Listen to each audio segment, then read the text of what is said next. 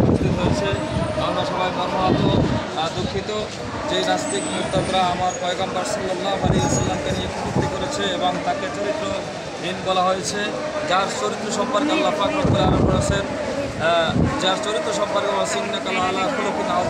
যাহার চরিত্র সম্পর্কে আল্লাহ রাসূল সাল্লাল্লাহু আলাইহি ওয়াসাল্লামের চরিত্র সম্পর্কে আল্লাহ তাআলা গ্যারান্টি যেখানে দিয়েছেন সেখানে আমরা চুপ থাকতে পারিনি। কাজে আমরা সকলেই রাস্তায় বের হয়েছি, প্রতিবাদ জানাচ্ছি, তার তীব্র নিন্দা জানাচ্ছি। আর সমস্ত উম্মাকে বলবো, আমরা ততক্ষণ পর্যন্ত খাঁটি মুমিন হইতে পারবো না। লা ইউমিনু আহাদুকুম হাত্তা আকুনা হাব্বা ইলাল্লাহি মিন ওয়ালিদিহি ওয়া ওয়ালাদিহি ওয়ান নাসি আজমাইন।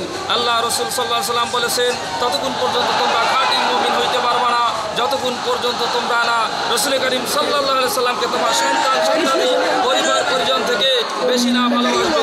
কাজেই আমরা সকলেই বিক্ষোভ করবো।